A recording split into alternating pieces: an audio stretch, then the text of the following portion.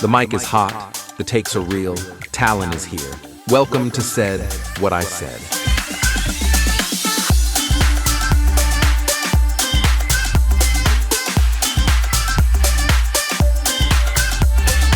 From Hollywood to your headphones, she's bold, she's raw, she's Talin. And this is Said What I Said.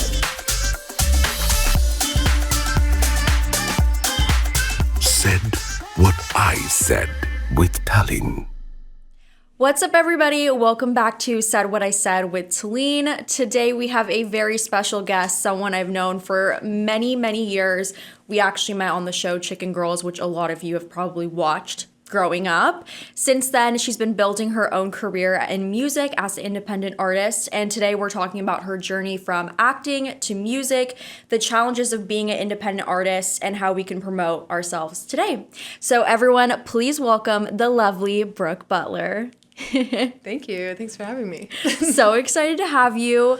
Obviously, we're going to talk a little bit about how we met in a minute, but I want to start at the very, very beginning for you. Okay. How did you get into acting and music? Where did this all come from? Totally.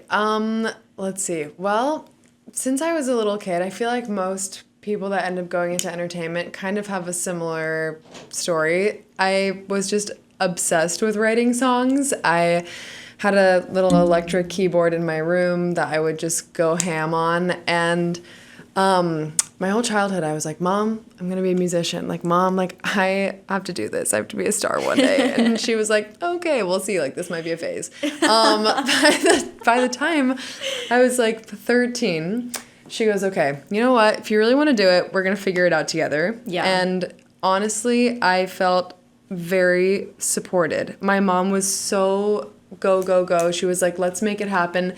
She basically takes this business class at a local college. She learns about social media, and she's like, we're gonna start an Instagram for you. Oh my God. I was literally like, no, Mom, I'm not doing it. I just want to listen to Queen in my room because like I'm too cool for Instagram. My mom was like, no, we're doing it. So she would film me singing covers in our living room, and we kind of just started to weasel our way into the world of going to industry events for child actors. I did a ton of community theater growing up, like 2 to 3 shows a year. I was constantly in rehearsal for some random show. And so I think my whole family was like, yeah, no, she's like super down for this. She's locked in. So my mom and I just kind of started going to these events. Like, my mom literally ran my Instagram for me and just was trying to network with other parents on the internet of kids. Like, you remember that grind. Of course, yes. And I think I made my way to Chicken Girls, which is this web series where Talin and I met, because we had gotten really close to these 2 other families of kids that were also on the show. And this show was written, I think, for them, for Jules and Hayden. Right. And somebody that was supposed to play my character, I guess, dropped out right before. Like, and we got, like, tight. Like Jules and Hayden in my families, like, we were all getting really close. And it was, like, a week before Chicken Girls was going to start. So I literally did not audition for Chicken Girls. They just were like, oh, my gosh, like, somebody needs to play this part or else we can't start shooting this. Yeah. And they were like, wait, Brooke, you've done musical theater, right? And I was like, yeah, I guess. Like, sign me up. I'll be there. I was so excited. Yeah. And I mean, in the beginning, it was so funny because it was just like, it was not professional whatsoever at the start. Like, we brought our own wardrobe. Yes. It was crazy. Yeah, but I was just so excited to be there. Yeah. So it's been a journey since then. Yeah, that's so awesome. And I love your mom. She's always been so involved in everything that you do. And like, even with helping other people in the industry as well, like, something I love about her so much. And she was always so sweet to me. I remember just like meeting her like back then in the days, and she would always just inspire me and encourage me to keep going towards my dreams and what I wanted to do as well. Aww. And that meant a lot coming from another parent like in the industry, because you know, parents in the industry are definitely a little They're super questionable. It's interesting. It's an interesting world. Well, there's this like divide. There's the parents that are just like, this is my kid's passion, and Yes. they need to explore their dreams. And then there's Right. the other parents that are like, my kid is super marketable and can make a lot of money for our family. And Yeah. I am so blessed to say that my mom pushed me in this direction, not because I needed to make money for her, but rather because she saw that, I don't know, there was like a drive and a passion within me, and I just really wanted to do Absolutely. it. I mean, Yeah. not everyone can say the same, so I feel very lucky, but yeah, Yeah. there are a lot of weird parents, for sure. Absolutely. What was like the biggest risk you kind of took early on pursuing this?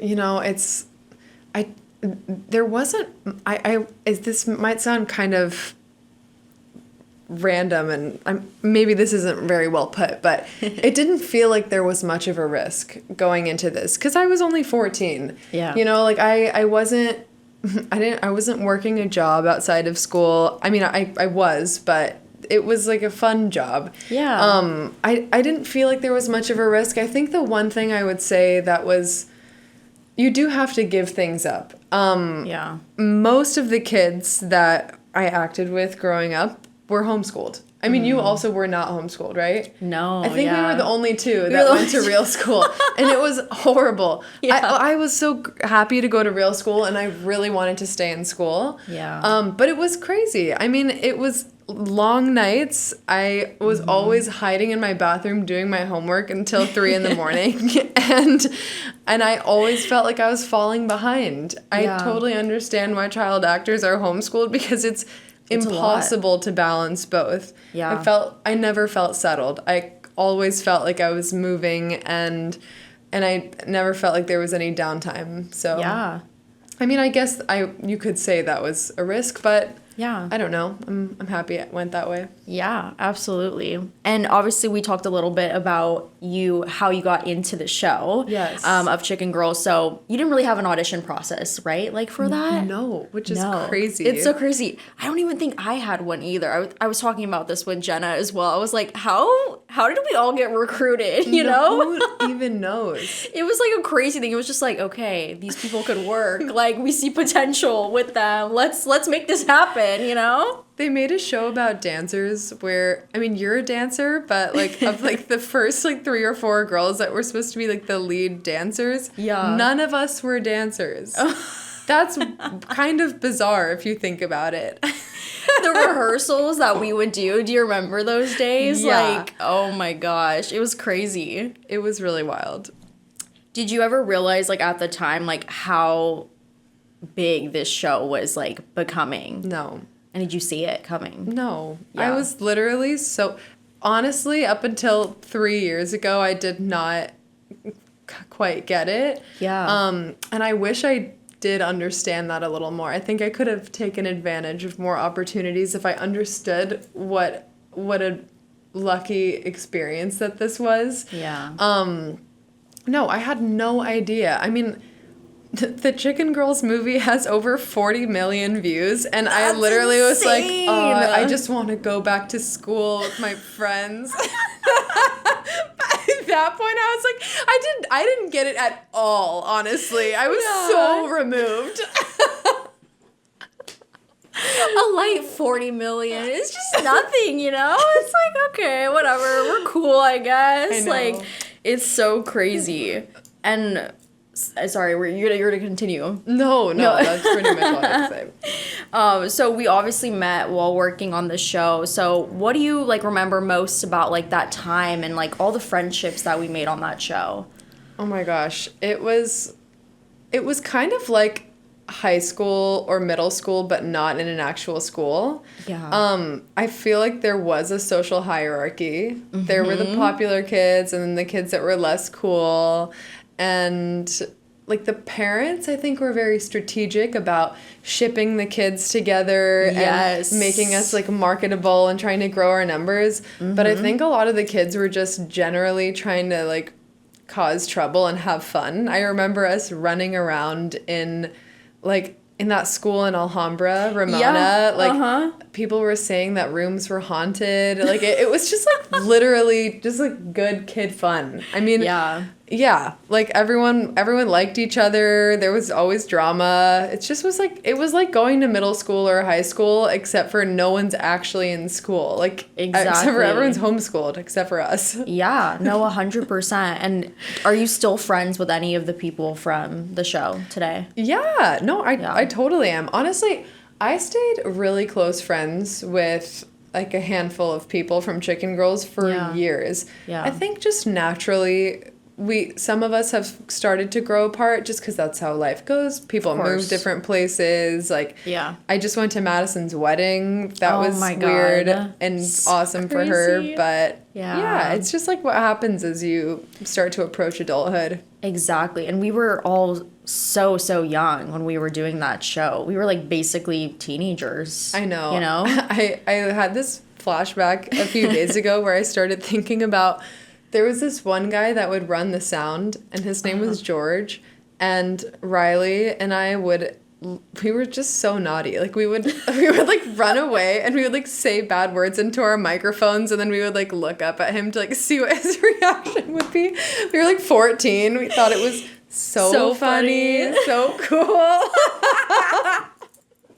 I love that. Oh my gosh. It was just such a fun, nostalgic time. And I feel like everyone on that crew was pretty like chill, laid back. It's not as much as like what you see on a typical day-to-day set, I feel like. No. So we just like really had fun, you know? And like that was where we spent most of our hours in the day, or that time period even of our life. So it's like we got really close and just made the best and had so much fun with it, you know? Totally.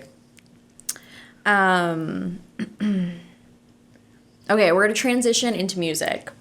So you've always been connected to music, but at some point it became your main focus. Yes. So when did you decide you wanted to take music seriously? I've always known in my heart that was my number one. Music is my first love. I literally was in the car on the way here thinking, sometimes I come up with random ultimatums and I'll be like, music or this person in my life. Like, which do I choose? It's like so dark. And I'm like, well, they must mean a lot to me if I'm considering giving up music for them.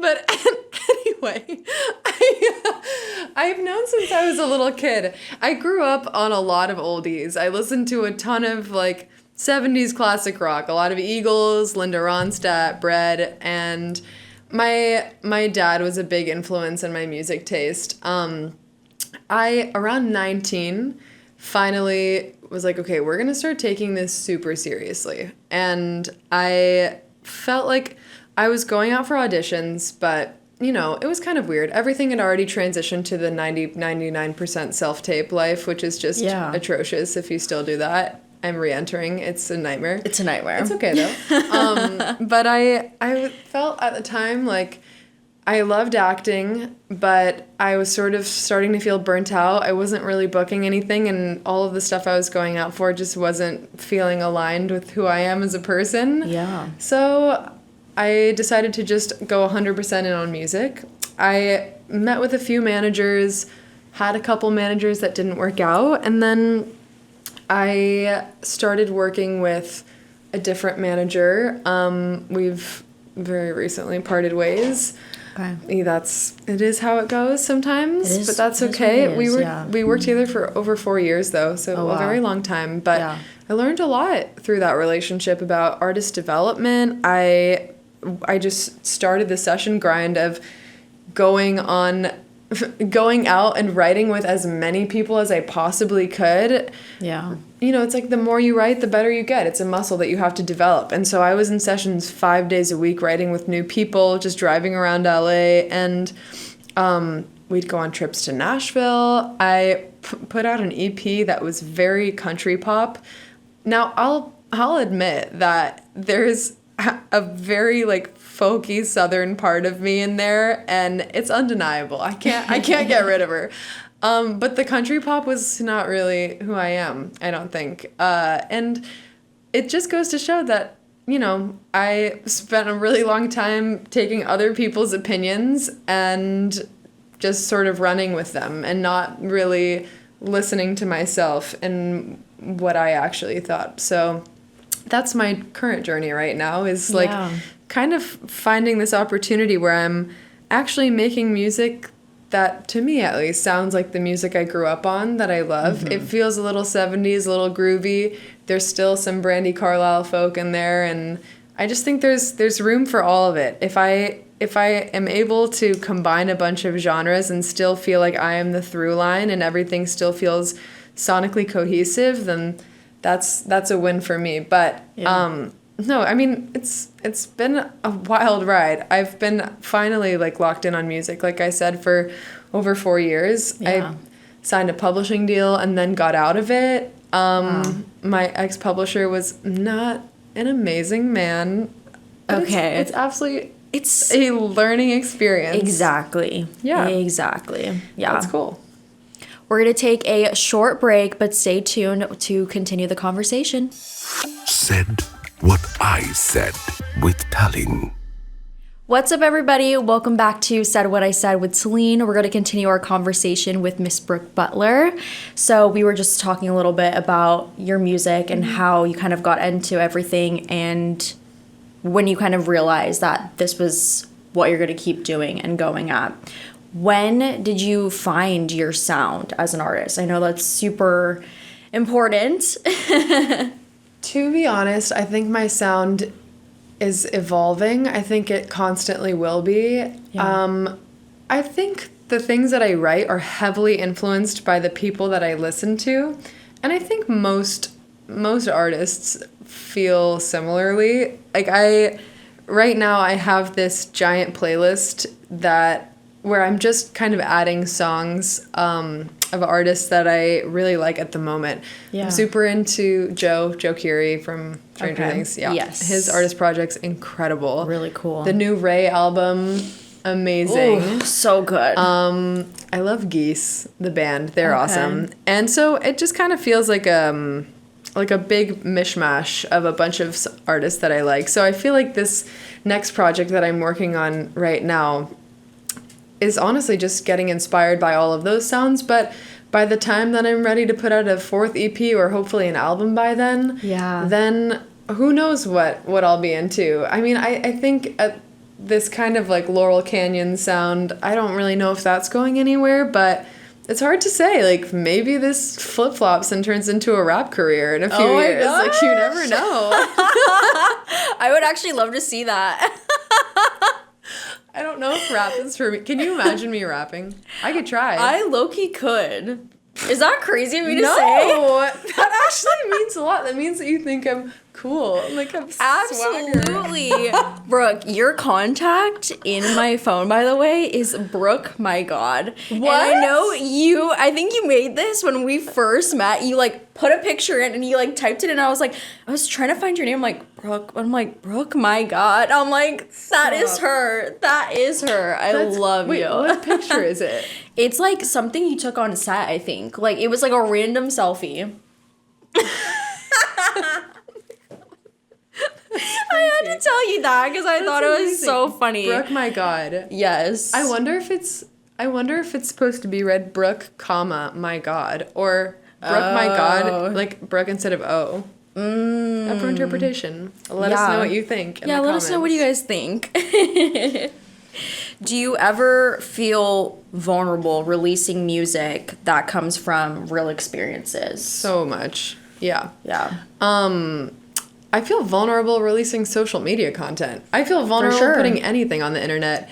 I posted one video a few weeks ago, and it didn't like go that big, but I was crying in it. I think I was just really luteal that day, and I was sitting in my car and I was listening to the last master on this current project that I'm releasing.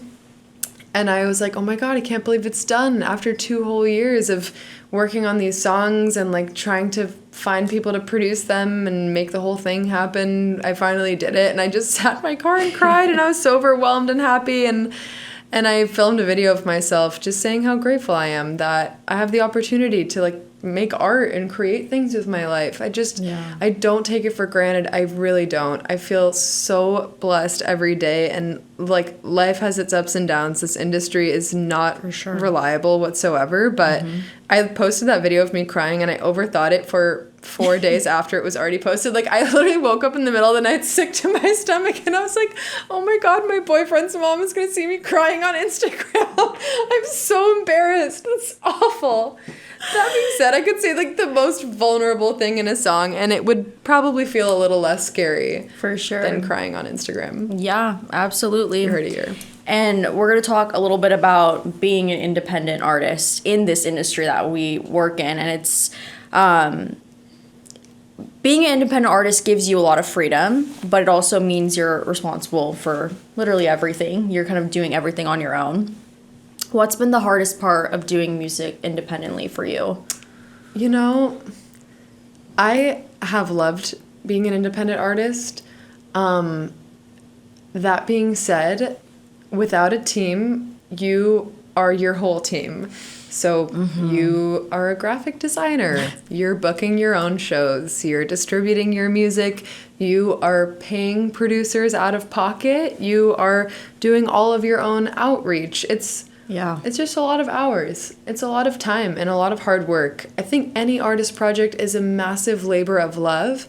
And being at a place where you have a team around you that can help and you're surrounded by people that want to push you forward, that's a beautiful thing. But I'm kind of really enjoying this opportunity to be completely hands-in. I think, like I said earlier, a big issue that I've had throughout my life is that I always look to other people for validation. I always, I take other people's opinions, and whether or not I actually like their opinions more than my own, I usually go with what somebody else has to say, even when it comes to creative choices or, artistic choices for my own music that's supposed to represent who I am. Yeah. I feel like a lot of my thoughts and a lot of my art has been influenced by other people, and this chapter of my life, I'm really trying to challenge myself to figure out what I like, make my own choices, and just put things out into the world without asking a million people if they think it's a good idea first. Yeah. Yeah. I 100% agree and can relate to that, because I feel like I've been in the same situation too. It's just like you want kind of like that validation from everyone, like, oh, this is good. But it's like, that doesn't matter. It's at the end of the day, like, what you're putting out is what makes you happy and what you like. And that's your sound, your music. And it will resonate with people who it resonates with, Yeah. And that's all you can really do at that point, Yeah. What's something fans you think would be surprised to learn about releasing music?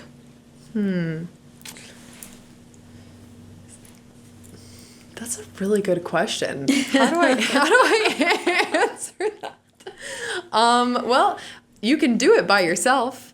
That's something I think a lot of people don't know. Yeah. I think a lot of people haven't taken quite a lot of time to look into the logistics of things, but you can literally make an account on DistroKid, on TuneCore, and you can record a voice memo and release it to the public for cheap or for free, Like maybe $20, $30 depending on, I don't know, you can add a bunch of add-ons, but I think literally anyone can release art. Maybe that's why the market's slightly oversaturated. It's hard to get your songs, For sure. kind of streamlined, but Yeah, I don't know. Anyone can do it. Make a GarageBand demo and release it yourself. We love that.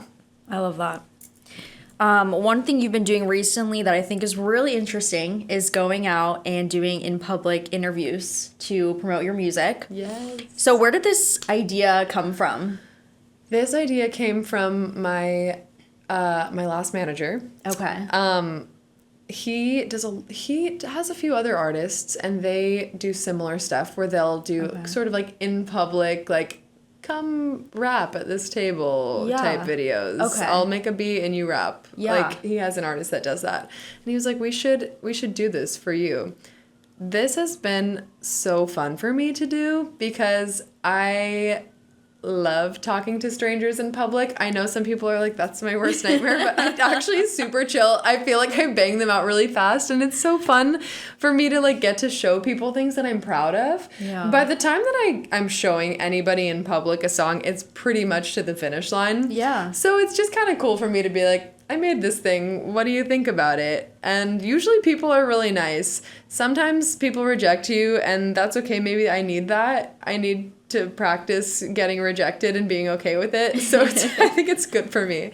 But yeah, it's fun. I want to do more of them. I think I might hand out like baked goods soon. Ooh. Not that it's that interesting, but I might like make cookies, and maybe I'll find you on the street and I'll give you a cookie and you can listen to my song. Wait, I love that. I honestly love that. A baked good has me sold for literally anything. So I think that can relate with a lot of people out true. there.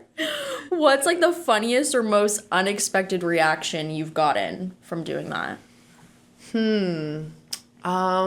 Let's see. The funniest or most unexpected reaction. I don't really know if I have a great answer for that, but people can be really loud. I mean, I don't know if I can say this on a podcast. Maybe I can, but we usually film these in Venice Beach, and I mean, there's a lot of tweakers out there. Like a lot of people, you'll walk up to them, and you're like, that guy's having a great day. Nope, that guy is on drugs. Yeah. And they usually have really interesting reactions. I'm not one to judge, but we come across a lot of those. I love that. That's so relatable, though. Like, anyone who lives in LA, you understand this. Do you think artists today need to be content creators just as much as musicians? Yes. Yeah. For the most part. There are exceptions to every rule. That being said, it is a blessing and a curse having to do the content thing as a musician. I think sometimes I notice that I start writing less music and I start focusing way more on my content.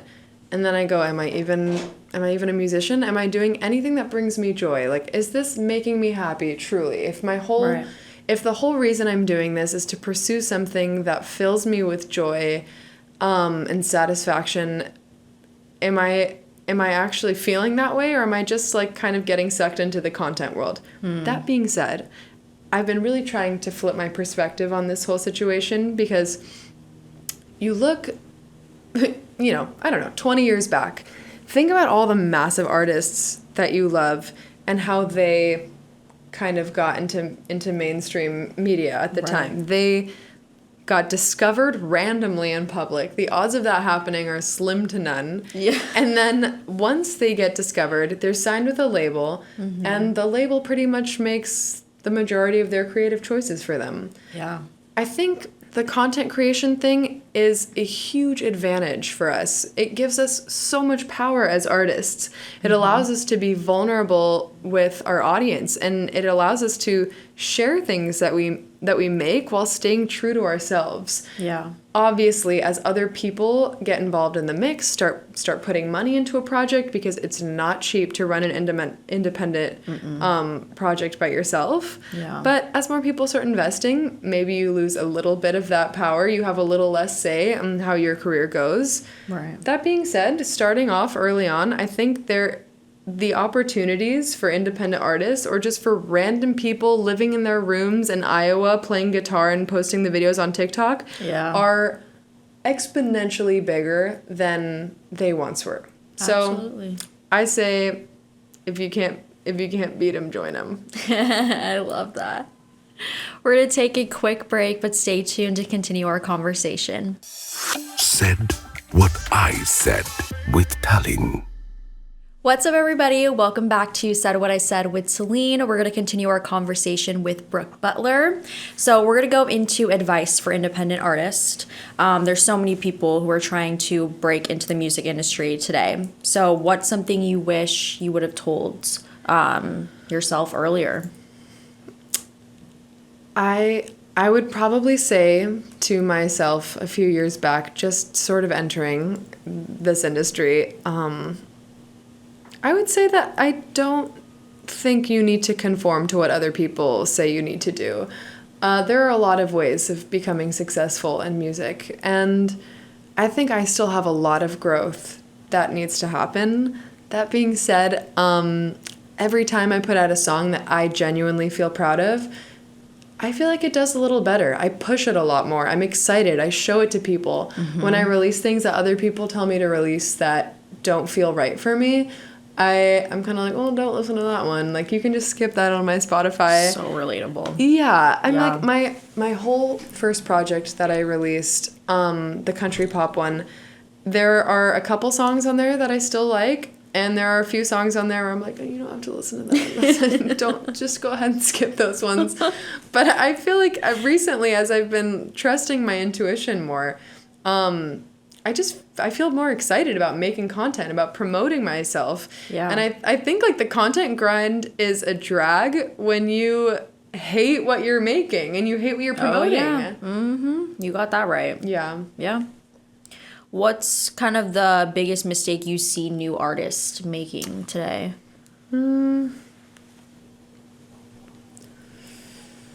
That's a good question. I don't know. What is the biggest mistake that I feel like I see new artists making today? I'm really trying to think. I mean, this is gonna sound so cringe. Post more reels. Like, stop just randomly posting a picture of your face. Like, For sure. Or like, stop trying to be too cool. Okay, Yeah. that's what I'm gonna change my Yeah, answer to. I like that. I know this one guy. Oh gosh.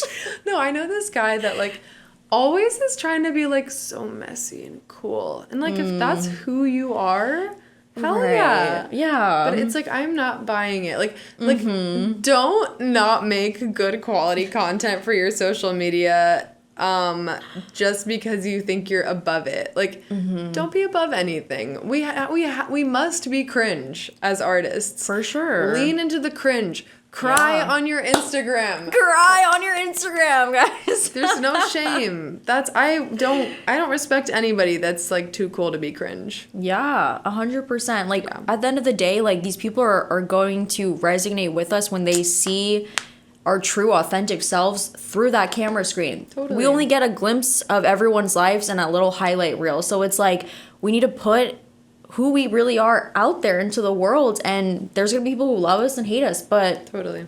what can you do at the end of the day? You know, at least you're still giving effort and being yourself at the end of the day. That's so important. Yeah. All right, we're gonna go into our Said What I Said segment. So I'm gonna give you 3 prompts, and you can just say the first one that comes to mind. Okay. So the first one is, a truth about the music industry people don't like to admit is. Connections would seriously matter. You need to know people. If you're considering the move to the big city.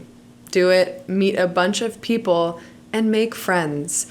Because it is not an equal opportunity game. It's just not. You need to know people. You need to go to every event that you can possibly go to. Don't just make shallow connections so you can like work your way up, but like Right. genuinely become friends with people, help other people, Yeah. watch them help you. The only way I think that people really succeed in this industry is by being good, kind people and then keeping themselves open and saying yes to things, being willing to just know a ton of people and develop genuine relationships with them. Absolutely. Said what she said. The biggest challenge independent artists face today is. Money. Yeah, there's a lot of independent artists. Like, I mean, you can do a lot with very little. Right. You just need help. You need people For that sure. are willing to do favors for you. Yeah.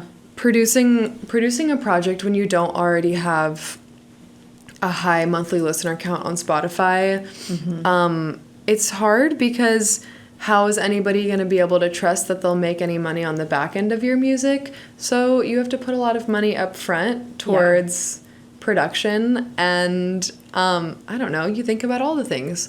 Merch, playing gigs, you pay your band. It's a lot. All of it, you do need to fund things. And Yeah. I mean, there are ways around like paying people to help you with your project, but I think that's probably the biggest struggle for most independent artists is that it's just not easy. to fund an artist project alone. Yeah. Yeah. Yeah. And I think also too, like, just finding people who genuinely believe in you and want to work with you for the right reasons and not for the money aspect of it too comes into play as well. Totally. And that's also really hard being like an independent artist, I feel like too. Yeah. All right, and the last one is one thing artists misunderstand about promoting themselves online is... I feel like maybe my answer to this is kind of what we've been saying. This feels like the theme of the episode is that you've just got to be genuine. You've got to really be yourself. People will just spew so much random information at you. Yes, of course, like be consistent, but this whole like you have to post 4 times a day on TikTok and these are the times you have to post. This is how you have to present yourself in order for people to like you. I think as long as you're semi-consistently putting yourself out there, you're doing enough. It's hard work, but Absolutely. I don't know. It could be harder. No, yeah, very true. When you look ahead at the next chapter of your music career, what excites you the most? Well, my current EP that I'm putting out right now is coming out in 2 weeks. Oh, that's exciting. I'm so excited. It's called All the Faces. It's coming out on May 5th. And I am so stoked on that. I'm really excited to play more shows this year. My favorite thing to do is probably to play live. And a goal this year is whether the venues are big or small, I want to incorporate live music into my life as much as I possibly can.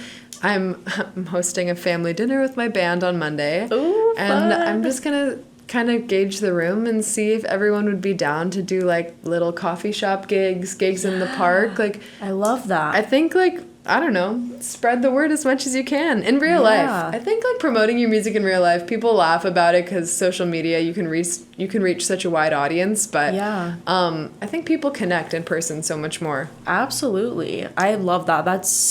That really like stuck with me too. I feel like a fear a lot of independent artists have is kind of doing the work like in the real life. Like to do it on social media is a different thing, you know, obviously you're recording it, it's pre-recorded, whatever, you put it out, but being in person and like trying to like talk to someone to get them to listen to your music or come to a show of yours, it's so much different, and like that could really stick with someone more than just even a post itself, you know, to be like, oh my gosh, I love this girl, like I want to continue and follow in her journey, and I love her music and her genuineness about her, you know?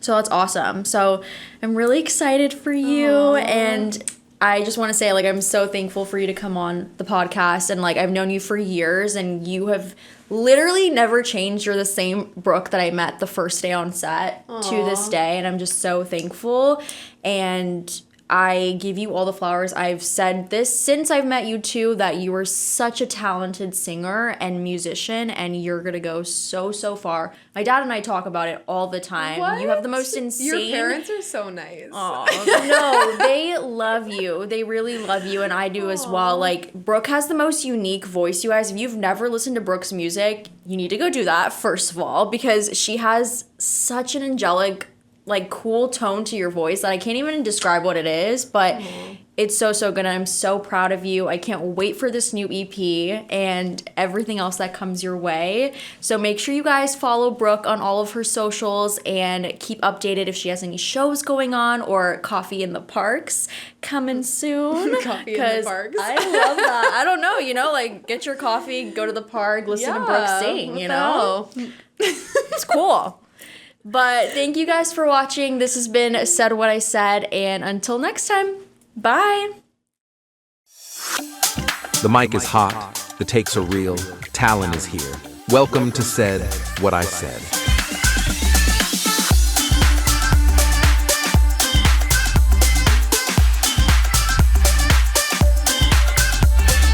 From Hollywood to your headphones, she's bold, she's raw, she's Talin. And this is Said What I Said.